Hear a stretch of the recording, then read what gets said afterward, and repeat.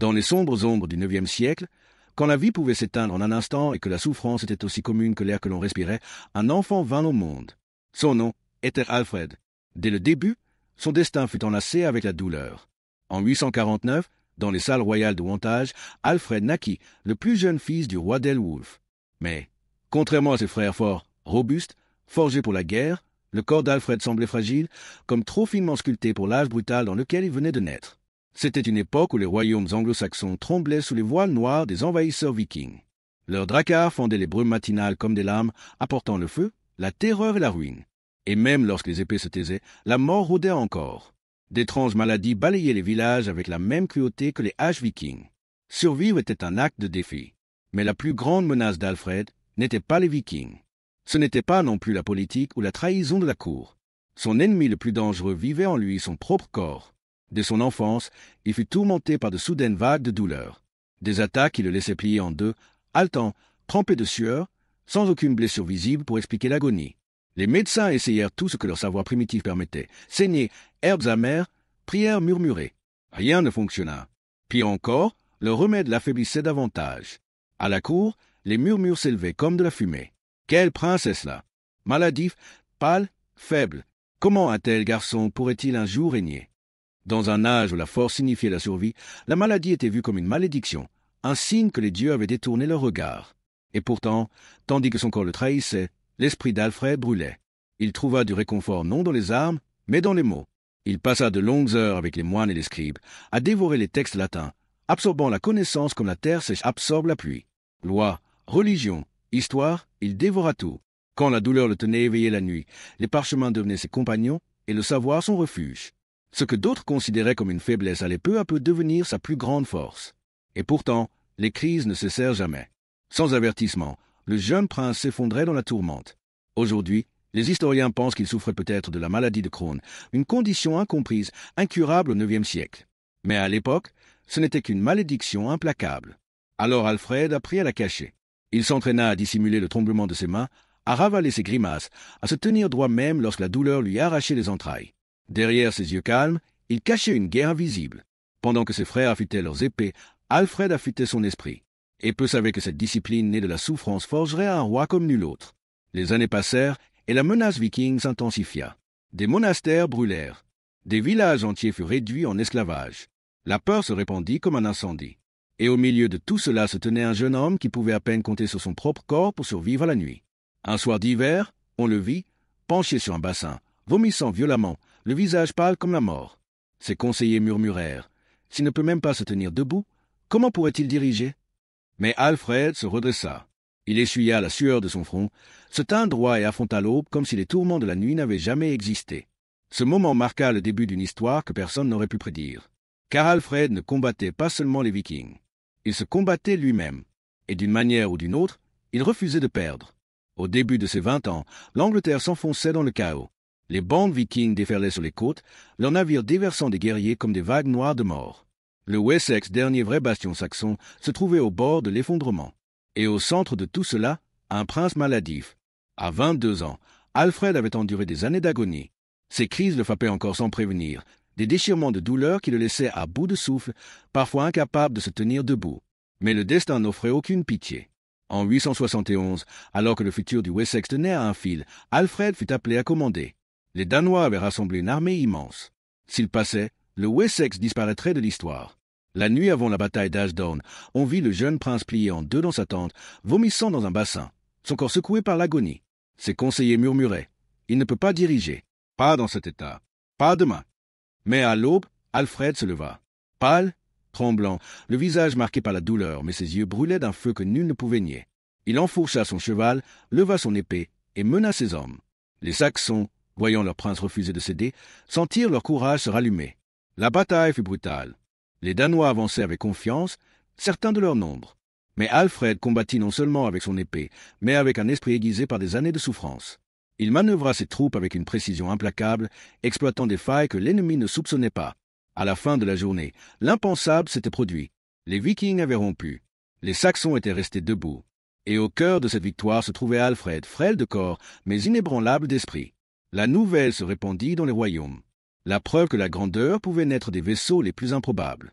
La maladie d'Alfred ne l'avait pas détruit, elle l'avait affûté. Là où d'autres voyaient une faiblesse, il avait forgé une force. Mais cette victoire portait un prix cruel. Quelques semaines plus tard, tandis que son corps payait le tribut de la bataille, la tragédie frappa. Son frère, le roi Thelred, mourut laissant Alfred, à seulement 23 ans, héritier d'un royaume en flammes. Le couronnement fut une cérémonie sombre. Les armées danoises rôdaient encore aux frontières. La noblesse saxonne grondait de rébellion. Et là se tenait Alfred, la couronne tremblante dans ses mains, son corps à peine capable de supporter son propre poids. Certains chuchotaient. Combien de temps tiendra-t-il? Comment un roi si brisé pourrait-il gouverner un royaume si fracturé? Mais Alfred connaissait déjà la vérité. Gouverner ne signifiait pas l'absence de douleur. Cela signifiait rester debout malgré elle. À partir de ce jour, le prince maladif n'était plus un garçon luttant contre son corps. Il était un roi. Et pourtant, même les rois ne pouvaient échapper à la tempête. La couronne du Wessex pesait lourd sur la tête d'Alfred. Il n'avait que 23 ans, et déjà il portait non seulement le fardeau de la royauté, mais aussi le tourment d'un corps qui semblait déterminé à le trahir. Sa maladie s'aggravait, le frappant sans prévenir, l'affaiblissant au moment même où son peuple avait le plus besoin de lui. Puis vint l'hiver de 878. Les Danois frappèrent sans pitié. C'était Noël, un moment où le royaume s'y attendait le moins. Les envahisseurs vikings déferlèrent comme des loups, déchirant le Wessex dans une tempête de feu et d'acier. Les villages brûlèrent, les guerriers tombèrent, et Alfred, le roi des Saxons, fut contraint de fuir. Avec seulement une poignée de fidèles, Alfred disparut dans les marais glacés du Somerset. Autrefois roi à cheval, il vivait désormais comme un fugitif, les jambes enfoncées dans la boue et l'eau stagnante, son corps en proie à la fièvre, son ventre déchiré par une douleur implacable. Les légendes racontent cet épisode, l'histoire du roi qui, hébergé par une paysanne, laissa brûler ses galettes parce que la douleur et l'épuisement embrouillaient son esprit. Pour beaucoup, ce fut une simple maladresse. Mais en vérité, c'était bien plus sombre. Le roi était si consumé par la maladie et le désespoir qu'il ne pouvait accomplir les gestes les plus simples. Et pourtant, même alors, son esprit ne cessa jamais de travailler. Caché dans les marais, Alfred commença à planifier. Il observa son ennemi. Il écouta. Il attendit. Et dans ce désert glacé, là où la plupart auraient abandonné, Alfred trouva une étrange forme de force. La douleur avait toujours été sa compagne. L'exil n'était qu'un champ de bataille de plus. Les mois passèrent. Lentement, il rassembla des hommes autour de lui. Des paysans, des fugitifs, des guerriers dispersés, tous attirés par ce chef qui refusait de mourir. Au printemps, Alfred surgit des marécages avec quelque chose d'impensable, une nouvelle armée. Mais le destin lui réservait encore une épreuve. Son mal, aggravé par des mois de faim et de conditions rudes, se déchaîna avec une violence accrue. Des témoins racontent un roi si fragile qu'il pouvait à peine grimper sur son cheval sans aide. Amaigri, le visage creusé, on aurait dit un homme déjà à l'agonie. Et pourtant, lorsqu'il chevauchait à la tête de ses hommes, tout changeait. Ces guerriers croyaient suivre un élu. Un roi trempé dans le feu et la souffrance, guidé par une force plus qu'humaine. En mai 878, Alfred affronta le chef viking Guthrum à Edington. La bataille fut sauvage. Bouclier contre bouclier, la terre tremblait sous la fureur de la guerre. Et là, dans le chaos, Alfred combattit comme un homme possédé. Pas seulement avec son épée, mais avec des années de rage contenues contre la malédiction de son propre corps. Chaque coup portait non seulement le poids de la survie de son royaume, mais aussi la fureur d'un homme défiant le destin. À la fin de la journée, l'impossible s'était encore produit. Les forces de Guthrum furent écrasées. Les Vikings demandèrent la paix. Et Alfred, le roi traqué comme une bête, le roi que la maladie aurait dû briser, se tenait victorieux. Le traité de Wedmore suivit bientôt, traçant la frontière entre les terres saxonnes et le Danelaw contrôlé par les Vikings. Pour la première fois depuis des années, le Wessex pouvait respirer. Alfred était sorti de la boue, de la maladie et du désespoir, pour devenir le sauveur de son peuple. Mais même s'il avait vaincu les Vikings, son ennemi le plus implacable restait invaincu. Son propre corps, la victoire d'Edington sauva le Wessex. Mais pour Alfred, la guerre n'était jamais vraiment terminée. Car si les Vikings pouvaient être repoussés, l'ennemi tapi dans son propre corps, lui, ne se retirait jamais. Au fil des années de son règne, sa mystérieuse maladie s'affirma. Ce qui avait commencé par de soudaines crises d'agonie au ventre se transforma en quelque chose de bien plus sinistre. Ses articulations enflèrent, au point que tenir une épée devint une torture. D'étranges lésions apparurent sur sa peau, disparaissant aussi vite qu'elles étaient venues. Ses fièvres montaient si haut que ses courtisans craignaient à chaque attaque de le voir mourir. Le roi qui avait vaincu Guthrum sur le champ de bataille combattait désormais chaque jour un bourreau invisible. Ses médecins, des hommes armés seulement de suppositions, eurent recours à des traitements désespérés, presque barbares. Ils ouvrirent ses veines avec du fer grossier pour pratiquer des saignées. Ils appliquèrent du métal chauffé à blanc contre son ventre pour brûler la corruption. Ils lui firent avaler des décoctions d'herbes et de poisons si amères qu'elles ne firent qu'aggraver sa souffrance. Et pourtant, Alfred endurait. Il apprit à masquer l'agonie, même dans les salles du conseil. Ses conseillers percevaient les signes subtils, une pause trop longue entre deux phrases, une légère crispation autour de ses yeux, sa main se posant inconsciemment sur son abdomen. Mais pour les ambassadeurs, les nobles, pour le peuple, Alfred restait l'image d'un roi maître de lui. Ce que personne ne savait, c'est qu'il avait perfectionné l'art de compartimenter la douleur. Tandis que son corps hurlait en silence, son esprit avançait avec clarté. Il négociait des traités, la sueur perlant sur son front, sa voix ne trahissant jamais l'agonie qui le dévorait. Il planifiait des guerres, rédigeait des lois et portait le poids du royaume, tout en étant prisonnier d'un corps en guerre contre lui-même. Et à travers ce supplice, Alfred accomplit quelque chose d'extraordinaire. Lorsque la douleur le clouait dans sa chambre, il se tournait vers les livres. Il lisait, traduisait, préservait. Il rendit personnellement accessibles des textes latins en vieil anglais, afin que le savoir ne soit pas réservé aux moines. Des œuvres comme la Consolation de philosophie de Boès, avec ses réflexions sur la souffrance, résonnaient profondément en lui. Pour Alfred, la connaissance n'était pas seulement du pouvoir. C'était une question de survie. En matière de loi aussi, sa douleur façonna sa vision. Son livre du destin, Doombook, incluait des protections pour les faibles et les handicapés, une révolution à une époque où les vulnérables étaient souvent négligés. Il savait ce que c'était que de vivre à la merci d'un corps fragile, et il édifia des lois qui reconnaissaient la dignité de ceux qui ne pouvaient se défendre eux-mêmes. Sur le plan militaire, ces réformes furent tout aussi novatrices. Il créa le système des bures, des villes fortifiées réparties sur le territoire, chacune assez proche pour secourir l'autre en cas d'attaque. Un royaume pensé comme son propre plan de survie, toujours prêt à l'échec, toujours avec un secours en réserve. Il fit bâtir la première véritable marine d'Angleterre, garantissant que même lorsqu'il était trop malade pour chevaucher à la tête d'une armée, son royaume ne resterait pas sans défense. Ainsi, le paradoxe s'accentuait. Plus Alfred accomplissait, plus sa maladie s'acharnait. C'était comme si le simple fait de s'élever au-dessus de sa malédiction ne faisait que l'irriter davantage.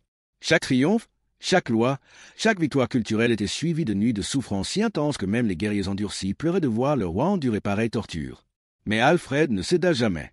Son corps pouvait le trahir, mais son esprit restait inébranlable. Dans ces moments les plus sombres, quand la douleur menaçait de le briser, Alfred s'accrochait à une seule vérité. S'il ne pouvait échapper à sa souffrance, il la transformerait. Il ferait de son agonie privée un salut public. Et bien après que son corps eût failli, ce salut, lui, perdurerait. Quand Alfred entra dans la quarantaine, la malédiction lui devint plus cruelle. Son estomac saignait sans prévenir, le laissant pâle et faible pendant des semaines. La nourriture refusait souvent de rester en lui, et son corps se consumait aux yeux de sa cour. Le roi guerrier aux larges épaules avait disparu. À sa place se tenait une silhouette décharnée, ses vêtements flottant sur lui, son visage creusé. Et pourtant, derrière ses yeux enfoncés brûlait toujours la même volonté farouche qu'il avait portée à travers des décennies d'agonie. Ses médecins, désespérés, recoururent à des remèdes qui frôlaient la torture. Du métal chauffé appliqué sur son ventre, des saignées interminables, des breuvages d'herbes si toxiques qui le rendaient malade pendant des jours. Chaque tentative le laissait plus faible. Et malgré tout, Alfred endurait. Même lorsqu'il ne pouvait plus monter à cheval sans aide, il commandait encore ses armées. Porté sur une litière par ses hommes, il supervisait les campagnes, son esprit vif malgré son corps défaillant. Ses stratégies continuaient de surpasser celles des Danois. Ses réformes maintenaient le royaume en vie. Alfred prouva que le leadership n'exigeait pas toujours la force du corps, mais seulement la force de la vision. Mais à chaque victoire, sa maladie resserrait son emprise. Elle se nourrissait de ses triomphes. Chaque loi promulguée, chaque monastère relevé, chaque flamme culturelle rallumée était suivie de nuits de douleur insoutenables. Le roi qui avait préservé une nation ne pouvait se préserver lui-même. Dans les années 890, Alfred savait que son temps s'épuisait. Ses courtisans se rappelaient son urgence presque désespérée: traduire, codifier des lois, bâtir des écoles, fortifier des villes. Comme s'il courait une course contre la mort, décidé à laisser derrière lui un royaume plus fort que le corps fragile qui le gouvernait. Son fils Édouard observait en silence. Il vit son père rédiger des lois entre deux vagues de nausées, présider des conseils en tremblant de fièvre, lutter pour rester conscient tandis que la douleur le déchirait.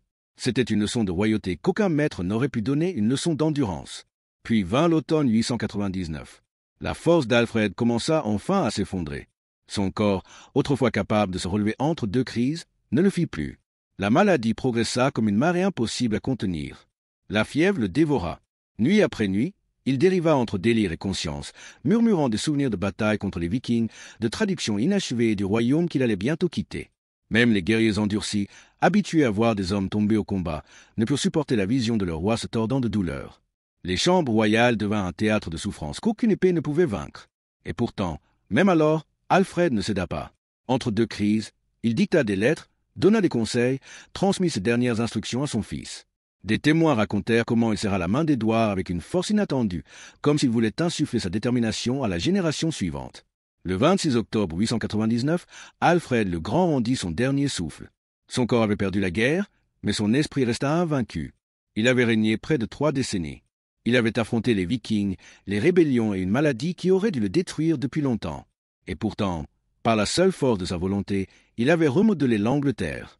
Après sa mort, ses courtisans découvrirent ses notes personnelles sur sa maladie, des observations méticuleuses de symptômes, de rythmes, d'effets. Des siècles en avance sur leur temps, elles révélaient un homme qui cherchait à comprendre même la prison qui le tourmentait. Son corps avait failli, mais son esprit n'avait jamais cessé de chercher l'ordre dans le chaos. Sa dernière demeure reste un mystère. Déplacé à plusieurs reprises, ses ossements disparurent finalement de l'histoire. L'ironie est frappante, l'homme qui, de son vivant, ne put jamais échapper à son propre corps, en fut enfin libéré dans la mort.